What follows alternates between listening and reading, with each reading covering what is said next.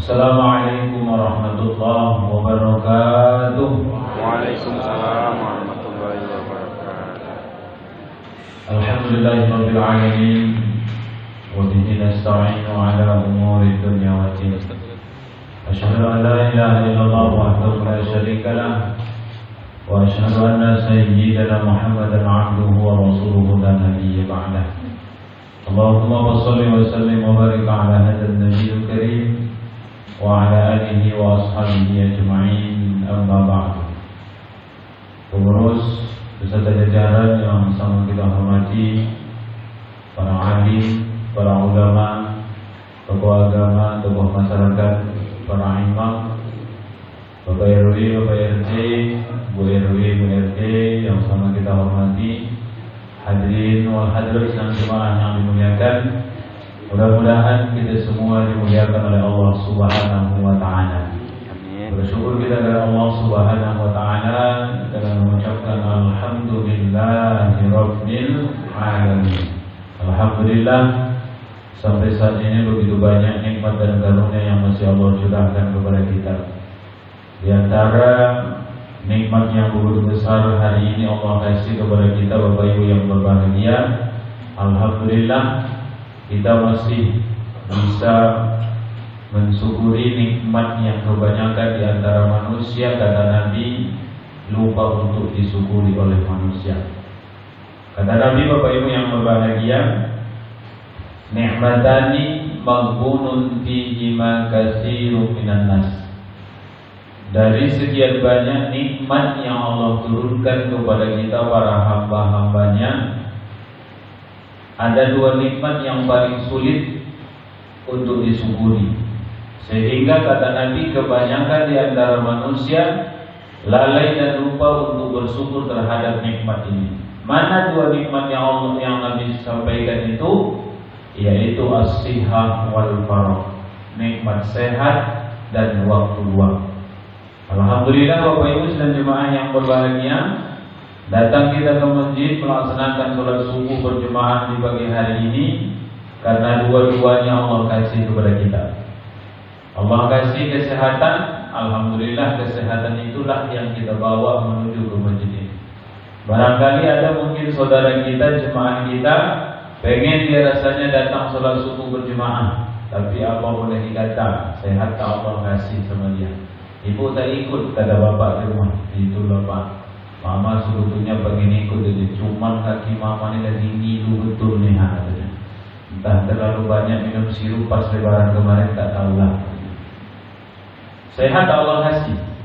Atau mungkin ada saudara kita Allah kasih dia sehat, cuman waktu tak ada, kesempatan tak Allah kasih kepada dia. Entah dia sedang di perjalanan, entah dia ada urusan yang lain, akhirnya dia tak datang ke masjid bersama kita. Tapi alhamdulillah, kita semua yang berhadir pada subuh kali ini Allah kasih dua-dua nikmat ini kepada kita. Sama-sama kita berdoa mudah-mudahan dengan senantiasa bersyukur terhadap nikmat Allah ini, Allah akan terus curahkan nikmatnya kepada kita sehingga kehidupan kita pada hari ini insya Allah akan lebih baik dari hari yang kemarin. Harapan kita, doa kita, apabila besok hingga dengan selanjutnya, jika hidup masih Allah manahkan kepada kita, mudah-mudahan kehidupan kita di hari esok semoga jauh lebih baik lagi daripada hari ini. Amin ya rabbal alamin. Salawat beriring salam kita sampaikan kepada kita Rasul sallallahu alaihi wasallam dengan ucapan Allahumma shalli ala sayyidina Muhammad wa ala ali sayyidina Muhammad. Mudah-mudahan dengan terus berselawat kepada beliau di dunia tempat kita hari ini bernaung, semoga Allah kasih kemuliaan kepada kita, Allah kasih keberkahan hidup kepada kita, Allah kasih segala kemudahan dalam urusan kita. Sebab Bapak Ibu yang berbahagia, ada seorang ulama yang bernama Syekh Fauzi mengatakan, beliau menyampaikan bersolawat kepada Nabi itu bukan hanya sekedar mengharapkan syafaat nanti pada hari kiamat, tidak. Tapi memperbanyak solawat kepada Nabi dalam hal urusan dunia pun akan banyak kita dapatkan kemudahan.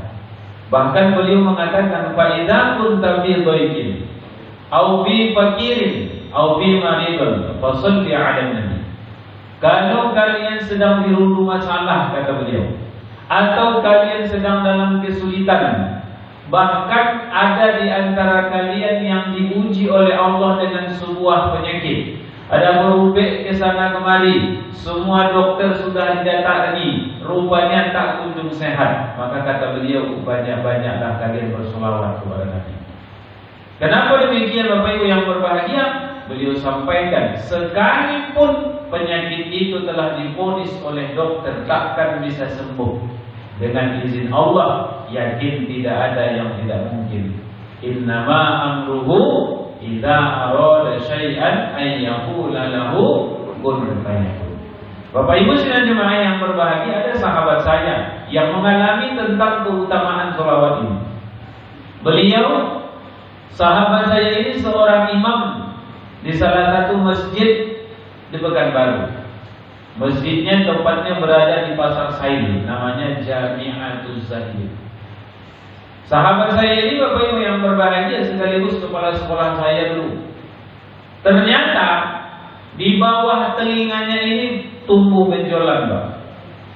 Semakin hari semakin besar. Tapi karena tidak terlalu mengganggu, beliau masih santai-santai saja. Pada suatu hari begitu selesai sholat asar berjemaah, rupanya ada salah seorang jemaah mendatangi beliau. Ustaz, mohon maaf Ustaz, apa itu Pak Haji? Saya tengok di bawah telinga Ustaz itu ada benjolan. Semakin hari saya perhatikan semakin membesar ya. Kata sang imam, iya betul. Sudah Ustaz bawa ke dokter? Belum. Apa kata Pak Haji itu Bapak Ibu yang berbahagia? Ustaz, saya juga pernah mengalami apa yang Ustaz alami. Saya telah bawa ke dokter, segala dokter susah saya datangi. Ternyata keputusan yang diambil oleh para dokter itu tidak ada jalan lain kecuali harus dilakukan pengangkatan. Bahasa kitanya harus operasi. Cuman karena usia sudah lanjut, semua keluarga tak ada yang mengizinkan. Anak tak ada yang mengizinkan. Kenapa? Karena lokasi tempat tumbuhnya itu sangat sensitif. Jadi tak diizinkan oleh salah seorang, satu pun dari anaknya tak ada yang mengizinkan. Akhirnya kata beliau Bapak Ibu yang berbahagia, dengan penuh kekecewaan pulang dari rumah sakit. Sesampainya di rumah, ternyata dengan izin Allah, Allah kasih petunjuk. Paslah pula Pak Haji itu mendengarkan ceramah, disampaikanlah tentang keutamaan sholawat yang disampaikan oleh Syekh Fauzi tadi. Apa yang terjadi Bapak Ibu yang berbahagia? Dengan penuh kekhawatiran dalam hatinya karena memang tak bisa diangkat, tak diizinkan sama anaknya, mulailah dia pasrah kepada Allah. Tak ada yang tak mungkin dengan izin Allah. Mulai saat itu, mulailah dia amalkan sholawat itu. Kapan dia mengamalkannya? Satu tabiat yang dimiliki oleh tangan kita ini Bapak Ibu yang berbahagia, kalau ada sakit salah satu anggota tubuh kita, diminta tolong atau tidak, dia akan datang membantu. Maka tak heran para ulama mengatakan kun fid dunya kal yadaini wala takun fid dunya kal ainain. Jadilah kalian di dunia itu seperti dua tangan. Apa filosofinya yang terkandung dalam kalimat ini? Dua tangan ini Bapak Ibu yang berbahagia, diminta atau tidak, kalau ada yang kesulitan dia datang membantu. Misalnya tangan kiri ngilu, yang kanan datang tanpa diminta. Tangan kanan yang sakit, tangan kiri datang membantu. Wala takun fid dunya kal ainain. Jangan pula kalian di dunia itu seperti dua mata. Macam mana pula dengan mata itu Bapak Ibu yang berbahagia? Kalau dua mata ini kedilipan yang sebelah kanan, jangankan nak membantu, menengok pun mata kiri tak mau. Menengok pun tak mau. Coba Ibu tengok, bisa tak kira-kira? Tak bisa. Ada tipe kita manusia ini seperti itu. Lajole awak minta tolong sama dia, tak ada dia membantu. Sudah nampak saudara itu kekurangan, kesulitan, awak punya, tapi ada di antara kita kadang-kadang tak peduli. Ini sama tabiatnya dengan dua mata. Harusnya bagaimana? Sama halnya dengan dua tangan. Diminta atau tidak, kalau nampak orang kesulitan, karakter orang yang beriman itu kata Nabi, mampu dia menolong saudaranya. Nah Bapak Ibu yang berbahagia, berbahagia. Sehingga cerita sahabat saya ini, asal dia pegang itu benjolan, dia pasrahkan hatinya kepada Allah. Dia serahkan dulu kepada Allah, lalu dia baca sholawat. Allahumma sholli ala sayyidina Muhammad. Boleh pakai sayyidina, boleh tak pakai sayyidina. Allahumma sholli ala Muhammad. Allahumma sholli ala sayyidina Muhammad. Asal dia pegang dia usap. Asal dia pegang dia usap. Apa yang terjadi Bapak Ibu yang berbahagia? Ternyata tak sampai seminggu, dengan izin Allah, benjolan itu hilang tak kemana. Diambil oleh Allah Subhanahu wa Ta'ala. Lalu mendengar itu, kawan saya ini tersentuh hatinya. Oh iya juga ya. Mulai hari itu dia amalkan. 2 bulan yang lalu kami jumpa Bapak Ibu yang berbahagia. Saya tanya, Ustaz, bagaimana benjolan yang dulu masih ada? Alhamdulillah sampai hari ini tak ada lagi.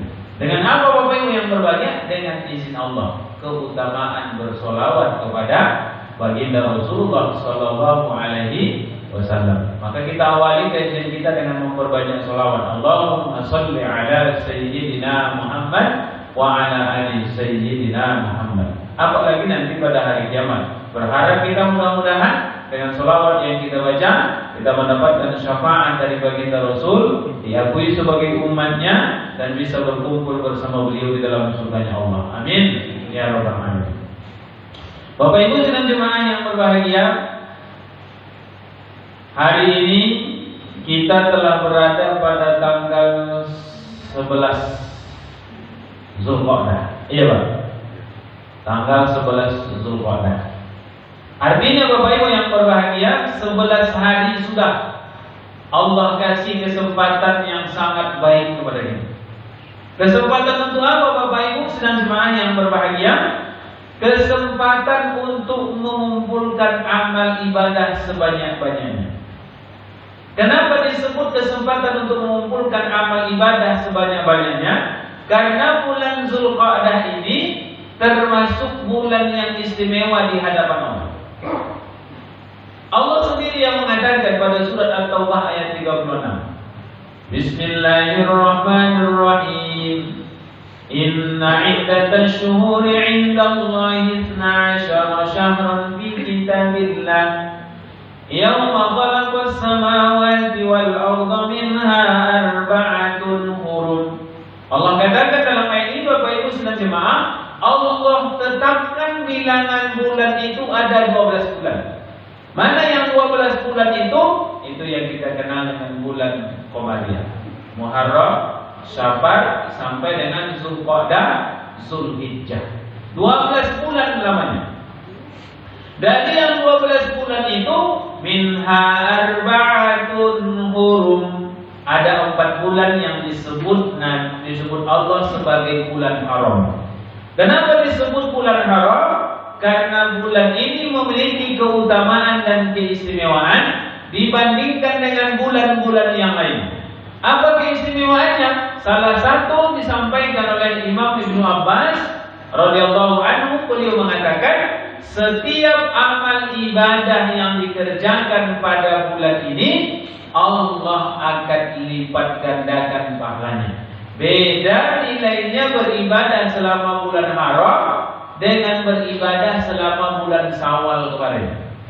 Ibu membaca Yasin wal Qur'anil Hakim. Ibu baca pada bulan Syawal kemarin tak sama nilainya dengan ibu baca selama bulan Zulqa'dah. Kita bersolat berjemaah di masjid pada bulan Zulqa'dah tak sama nilainya dengan solat berjemaah pada bulan Syawal. Ada nilai plus yang Allah berikan. Allah akan lipat gandakan. Artinya Bapak Ibu yang berbahagia, kata para ulama, kalau Allah jumpakan kita dengan bulan Zulqa'dah, kalau Allah berikan kesempatan kepada kita berjumpa dengan bulan Zulhijjah, Allah berikan kesempatan kepada kita berjumpa dengan bulan Muharram, dengan bulan Rajab, itu merupakan kesempatan yang terbaik. Kenapa? Pada saat itu Allah bukakan peluang sebesar-besarnya untuk mengumpulkan pundi-pundi amal, untuk mengumpulkan pahala sebanyak-banyaknya. Memangnya apa gunanya pahala itu semua? Apa gunanya amal ibadah itu semua? Memang di dunia ini Bapak Ibu yang berbahagia, banyak di antara kita yang tak menyadari manfaat daripada ibadah itu.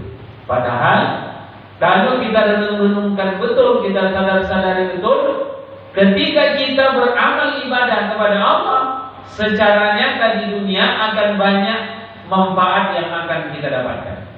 Apa janji Allah Bapak Ibu yang berbahagia? Pertama, man 'amila shalihan min dzakarin aw unsa fa huwa mu'minun falanuhyiyannahu hayatan thayyibah.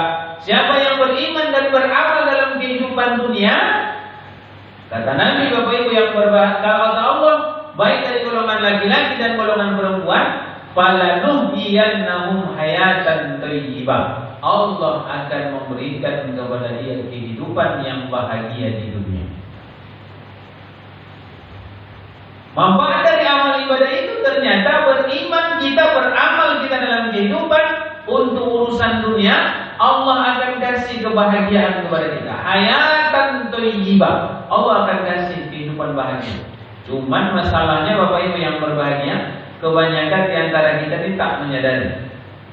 Kalau waktu cerita tentang bahagia ini, mindset kita ini selalu terarah kepada materi. Maksudnya bagaimana? Ada awak tengok orang pitinya banyak, kata awak dia lah yang paling bahagia. Mana pitinya paling menumpuk, mana rumahnya paling godam, kata awak dia lah yang paling bahagia. Padahal bahagia menurut kita belum tentu yang kita lihat itu bahagia. Betul kan? Kadang awak tengok dia bahagia betul lah kawannya. Piti banyak menumpuk di bang rumah, batingkek, dompet, padek. Kata orang ini lah yang paling bahagia. Rupanya ketika duduk berdua masih mengeluh aja katanya. Kata orang dia yang paling bahagia, padahal belum tentu. Tapi yang beramal itu kata Allah, Allah sendiri yang menetapkan, Allah yang akan membahagiakannya. Coba kita tengok Bapak Ibu yang berbahagia. Kira-kira yang datang ke apotek nak membeli obat tidur itu siapa? Orang susah atau orang kaya? Orang kaya.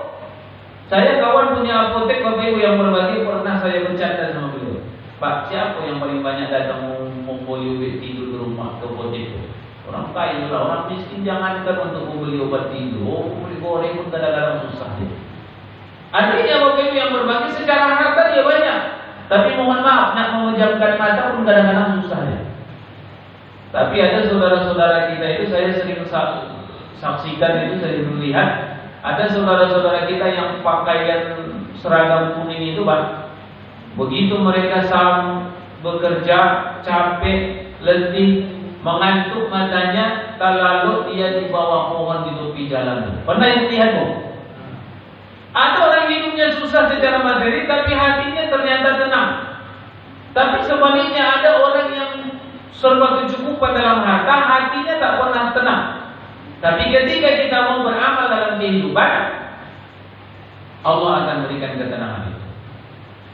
Kapan lagi manfaat amal ibadah itu akan kita rasakan Bapak Ibu yang berbahagia? Dunia akan kita rasakan. Bahkan nanti ketika titik perjalanan kita sudah mulai di ambang batas. Kapan itu? Ketika sakarat.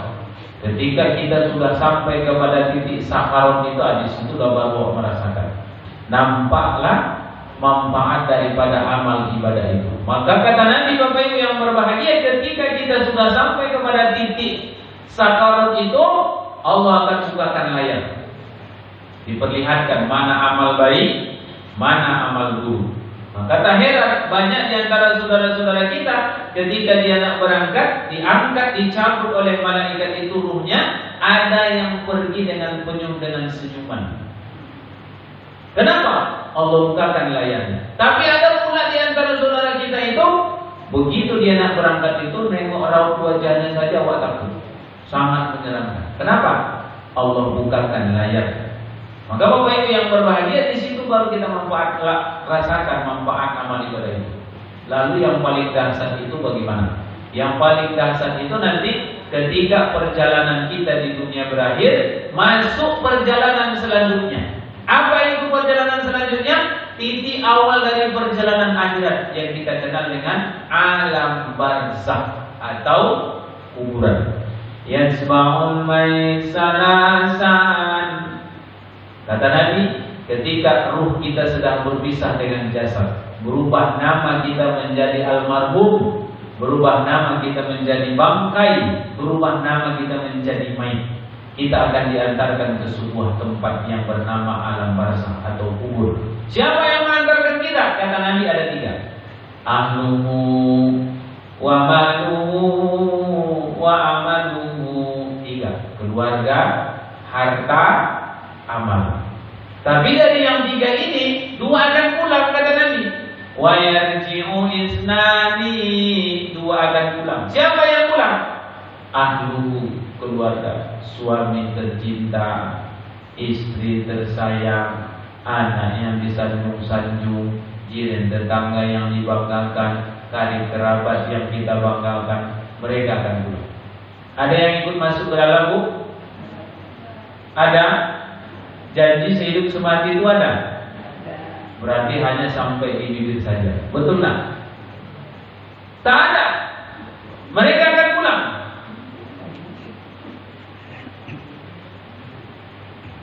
Harta tinggal. Ada pernah kejadian memang Bapak Ibu yang berbahagia. Ada sepasang suami istri. Puluhan tahun mereka hidup bersama. Tapi apa boleh dikata, ukur-ukur kita berbeda, jatah kita berbeda. Ternyata istrinya duluan dipanggil oleh Allah. Diantarlah istrinya ke tempat terakhir, alam barzakh.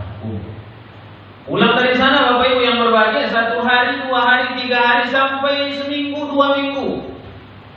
Bapak ini tiap hari pergi ke musala ibunya. Dibawanya teko, dibawanya ceret, dibawanya aqua, air. Disiramnya terus kuburan istrinya. Setelah disiram ditaburi bunga. Kebiasaan kita kan begitu. Kalau ziarah disirami air, ditaburi. Rupanya Pak Haji ini juga begitu. Disirami. Penasaran, ada salah seorang suami muda. Ditanya, Pak Haji, mohon maaf Pak Haji, saya tengok Pak Haji tiap hari tegur minggu ke musala ibu. Sayang betul Pak Haji sama almarhum ibu. Kata Pak Haji itu iyalah sayang. Namanya gini awak, puluhan tahun awak bersama katanya. Kok bisa seperti itu Pak Haji, sampai 2 minggu Pak Haji masih bolak-balik ke musala itu? Kok sebetulnya bukan masalah sayang tak sayang lagi, bukan masalah setia tak setia lagi. Terus apa Pak Haji? Kami dulu punya janji katanya. Apa janjinya? Bang, kalau besok awak yang terdulu, awak tak mengizinkan abang begini lagi sebelum tumbuh rumput di atas pusara Ambon. Rupanya Pak Haji itu pergi ke pusara itu Pak bukan gara-gara setia Pak, tapi gara-gara apa? Kalau sering disirami, tanahnya subur, rumput cepat tumbuh. Kalau rumput dah tumbuh, sim keluar. Bukan masalah setia. Tak ada yang setia, tak ada. Kalau sudah beda alam itu tak ada cerita. Jadi yang setia itu tak ada. Keluarga ibu hamil 9 bulan lahir anak, apakah dia mau masuk mengawal ibu? Tak mau. Harta yang berangkat pagi, pulang malam, banting tulang, peras keringat kita kumpulkan. Kita punya rumah mewah, kita cat luarnya warna-warni, kita lapisi dengan keramik, di atasnya letak permadani, mewah semewah-mewahnya. Kalau awak sudah berubah nama jadi almarhum, kehidupan sudah berakhir, berpisah ruh dengan jasad. Kehidupan ini kan kalau duanya unsur ini bersatu Pak, ada ruh, ada jasad. Kalau ruh dengan jasad bersatu, itulah yang disebut dengan kehidupan. Tapi kalau sudah berpisah ruh dengan jasad ini, berubah nama kita menjadi mayit. Apa itu mayit? Bahasa kitanya bangkai. Hurrimat alaikumul mayit, kata Allah. Allah haramkan bagi kalian bangkai. Maka ketika ada orang meninggal, apa niatnya? Usolli ala hazal mayit. Aku solatkan ini bangkai. Begitu. Ketika kita sudah berubah ruh, berubah nama menjadi almarhum, berpisah ruh dengan jasad Bapak Ibu yang berbahagia, siap atau tidak, rela atau tidak, rumah yang kita bangun sendiri, rumah milik kita sendiri, rumah yang kita hiasi sendiri, tak lagi menjadi milik kita. Anak kita akan memindahkan kita, keluarga kita akan memindahkan kita. Kemana? Ke sebuah rumah yang sangat gelap, lantainya tanah, dindingnya tanah, atapnya tanah, semuanya serba tanah. Namanya kuburan. Harta tinggal. Apa yang kita bawa? Paling-paling yang bawa tubuh kain panjang. Lah 5 tahun di lemari tidak pernah bawa kain, itu awak selimutkan begitu mau berangkat. Kasur kapuk yang sudah laku, mano bantal yang paling lisui, itu yang awak bawa. Kalau nak kau tengok lebat mentang-mentang ini orang kaya meninggal dunia, diletak di ruang tomah itu pakai sleeping bag. Ada tak Pak? Kalau nak itu yang paling menyedihkan apa Bapak Ibu yang berbahagia? Saya pernah ketemu jemaah, bapak itu baru pensiun dari Chevron, dapat pasangan 1 miliar lebih. Dibelikannya lah Pajero Vespa. Waktu itu Pajero Sport baru keluar, harganya hampir 500 juta. Rupanya pulang dari showroom Pak, sampai di rumah bapak ini jatuh di kamar mandi. Rupanya stroke. Dibawa ke rumah sakit. Apa boleh dikata, sampai di rumah sakit hanya menghitung jam, rupanya berangkat. Oto yang baru itu belum sampai lagi Pak, masih di showroom. Sampai dia di rumah, sudah dimandikan, sudah dikapani, oto baru datang. Jangankan nak menghidupkan, nak memegang kuncinya, nak tolong ini Pak. Apa kata pamannya adik yang meninggal ini sama keponakannya? Macam mana menurut kalian kalau bapak ini kita bawa ke masjid, kita bawa ke pusara itu pakai mobil barunya? Kasihan kita, belum dicobanya lagi untuk barunya. Apa kata anaknya Pak? Dan lain kata orang kalau lagi masukkan mayat ke dalam mobil itu bawa sial. Bayangkan Bapak Ibu yang berbahagia, awak punya piti, kata orang bawa sial. Padahal itu anak. Artinya apa Bapak Ibu yang berbahagia? Harta itu akan kita tinggalkan. Ibu punya koleksi di rumah banyak baju 10 lemari. Ada yang dari Inggris, ada yang dari Spanyol, ada yang dari Malaysia, ada yang Thailand, segala macam. Ada Tanah Abang, ada dari Padang, Bukit Tinggi. Ibu bawa tak? Tak ibu bawa. Paling-paling yang bawa mana? Kain kapan. Mohon maaf, kain kapan itu pun piti sumbangan orang. 2.000 satu rumah, 3.000 satu rumah, dan 10 miliar itu tak dipakai. Wa yabqa wahidun. Yang setia itu kata Nabi cuma satu. Mana dia? Amal. Amal ibadah. Cuma itu Bapak Ibu yang berbahagia. Makanya takhiran para ulama mengatakan, kalau Allah jumpakan kita di bulan haram, berarti Allah sayang kepada kita. Allah bukakan kesempatan untuk mengumpulkan amal sebanyak-banyaknya. Supaya apa? Supaya awak punya bekal, awak punya persiapan yang cukup ketika nanti akan melewati perjalanan yang sangat jauh. Perjalanan kita sungguh jauh Bapak Ibu yang berbahagia. Sangat jauh. Saking jauhnya sampai hari ini belum ada yang bisa mengukur berapa kilometer yang akan kita lewati. Berapa jarak tempuh yang akan kita lalui belum ada. Kalau kita nak pulang kampung, Rayo kemarin misalnya Pak, awak pulang ke kampung, katakanlah kampung awak di Bukit Tinggi. Kira-kira kalau awak pulang kampung ke Bukit Tinggi tak membawa bekal, selamat atau tidak Bu? Ibu pulang dari Pekanbaru, bawa piti tak ada, ibu hanya bawa pakaian yang di badan saja, sebatang badan saja pulang. Apa kata orang? Tengok kawan jauh-jauh merantau ke Pekanbaru dah bawa apa-apa.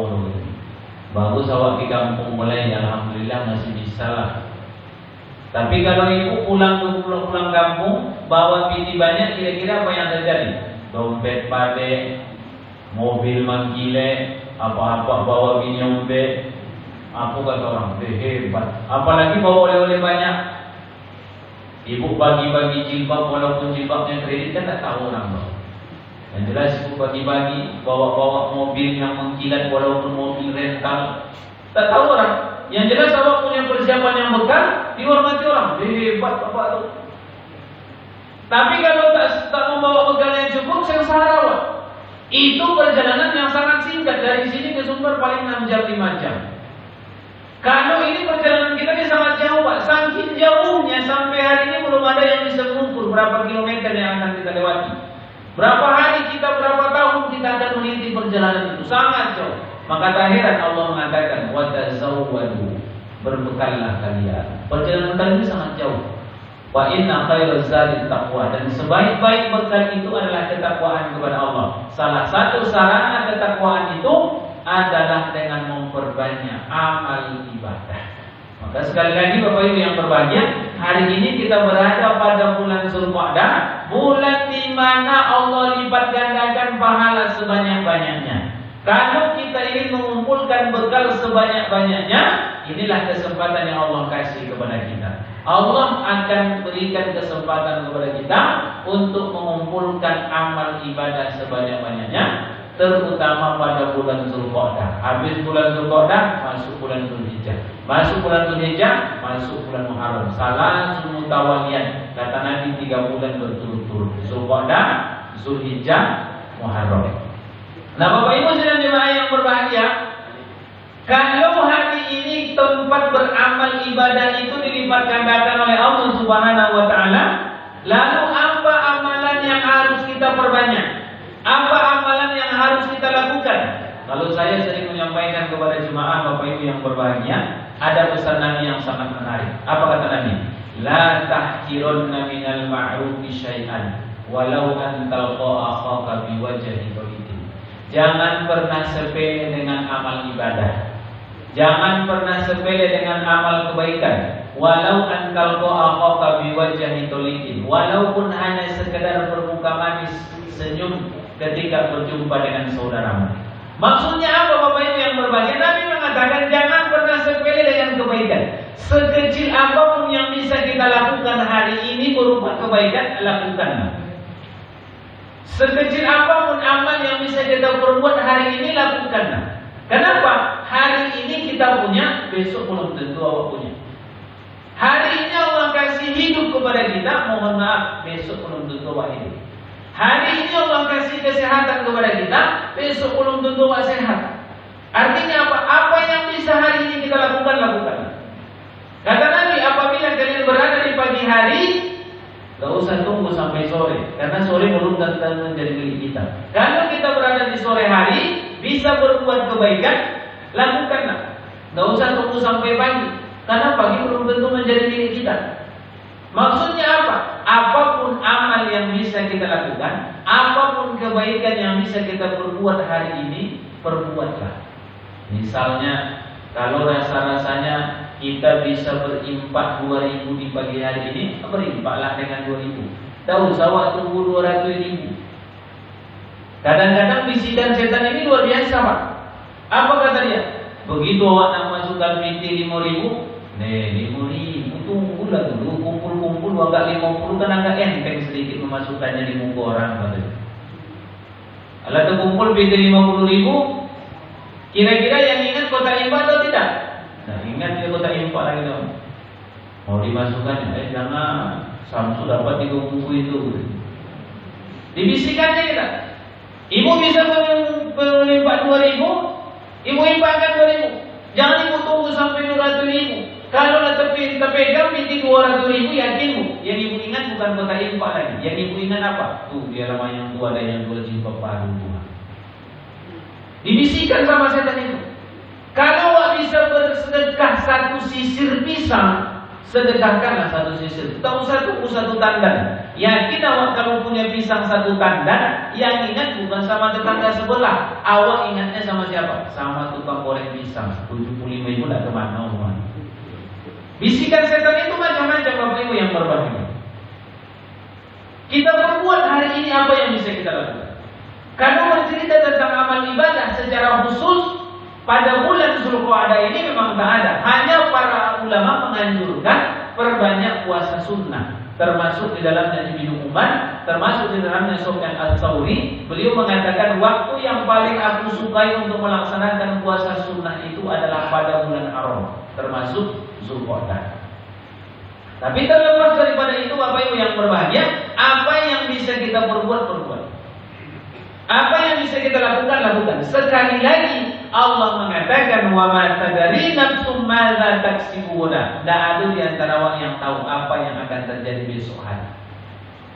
Tidak ada yang jangankan besok hari, 1 jam yang akan datang kita tidak tahu. Tapi Bapak Ibu yang berbahagia, yang banyak diperbincangkan kalau bulan Zulqa'dah ini apa? Yang paling banyak dibicarakan orang sekarang ini haji. Ya dah. Karena memang sebentar lagi saudara kita berangkat haji. Lah mulai dibuat acara walimah, lah mulai mendoa segala macam. Yang banyak jumpa sama kawan, berapa orang dari jemaah awak yang berangkat haji, berapa orang dari jemaah awak yang akan berangkat. Itu yang kita banyak kita perbincangkan. Ketika bercerita tentang haji ini, Bapak Ibu yang berbahagia, saya punya pengalaman. Di tempat kami, kalau ada jemaah yang mau berangkat haji itu biasanya diiring-iring. Dari rumah sampai ke masjid sambil membaca talbiyah. Labbaik Allahumma labbaik, labbaik la syarika lak labbaik, innal hamda. Begitu kami sedang beriring-iring itu, Bapak Ibu yang berbahagia, saya tengok ada salah seorang jemaah di samping saya, mengalir air matanya di pipinya, menetes air matanya. Saya tanya, apa yang membuat Bapak menangis, Pak? Saya terharu, Ustaz. Pengen kali rasanya berangkat haji, tapi apa boleh dikata, awak tak mampu. Saya rasa kita pun merasakan seperti itu. Ada saudara kita berangkat haji, hati kita ini pasti tersenyum, hidup dan awal. Yang namanya umat Islam, kalau dia beriman kepada Allah, pasti menginginkan melaksanakan ibadah haji. Betul? Pasti kita menginginkan itu. Kenapa? Karena memang haji itu bagian daripada rukun agama kita, rukun Islam, bunyal Islam ala khamsin. Salah satunya adalah naik haji, tapi di ujungnya itu hanya bagi orang yang mampu. Ketika bercerita tentang mampu, tak semua kita mampu. Ada yang mampu, ada yang tak mampu. Lalu bagaimana Bapak Ibu yang berbahagia? Kalau kita mampu, alhamdulillah, Allah berikan kemudahan berangkat kita. Kalau kita tak mampu, macam mana? Apakah kita harus berkecil hati? Tak berkecil hati. Banyak jalan yang Allah kasih. Apa yang kita rasakan hari ini ternyata dirasakan juga oleh para sahabat zaman dahulu. Sahabat Nabi ini Bapak Ibu yang berbahagia seperti halnya kita hari ini. Ada orang yang kaya, ada orang yang susah. Kalau Abu Bakar itu kenal dengan kekayaannya, kalau Utsman itu terkenal dengan kekayaannya, ada Abdurrahman bin Auf terkenal dengan hartanya. Tapi ada pula jemaah, ada pula sahabat Nabi yang terkenal dengan kesusahannya. Siapa misalnya? Ada keponakan Nabi sekaligus menantunya, Ali bin Abi Thalib. Ali ini Bapak Ibu yang berbahagia, kaya dia, tapi kayanya secara ilmu. Bahkan Nabi mengatakan, ana madinatul ilmi wa aliyun babuha. Ali ini kaya dia secara harta, tapi secara materi dia susah. Pernah suatu kali Nabi berkunjung ke rumahnya. Begitu sampai Nabi ke rumah Fatimah, Bapak Ibu yang berbahagia, tabiat anak perempuan ini kan sama ayahnya sangat dekat. Kita juga merasakan mungkin seperti itu yang punya anak perempuan. Anak perempuan ini sangat dekat dengan ayahnya. Saking dekatnya dengan Rasulullah, Bapak Ibu yang berbahagia, begitu Nabi masuk, belum sempat ayahnya duduk, apa kata Fatimah? Ya, lagi 2 hari dapur kami tidak berasok ya. Bahasa kitanya, rupanya dah 3 hari di rumah itu tak masak karena tak ada makanan yang mau dimasak. Apa kata Nabi sambil tersenyum? Alhamdulillah wahai putriku, kalian baru 3 hari. Ayah inilah hari kaum belum makan. Artinya Bapak Ibu yang berbahagia, sahabat Nabi itu juga ada yang susah. Ada lagi namanya Abu Dzar Al-Ghifari. Abu Dzar ini juga terkenal dengan kesusahannya. Bahkan ketika dia masak di rumahnya, katanya hanya irisan bawang dicampur dengan air, direbus, kasih garam, selesai. Suatu hari orang-orang miskin ini, sahabat-sahabat Nabi yang kesusahan ini datang mengadu kepada Nabi, wahai Rasul, kami akan ketinggalan wahai Rasul. Ketinggalan maksudnya bagaimana? Kami sholat wahai Rasul, orang kaya bisa sholat. Kami puasa wahai Rasul, orang kaya bisa puasa. Kami membaca Al-Quran, orang kaya juga bisa membaca Al-Quran.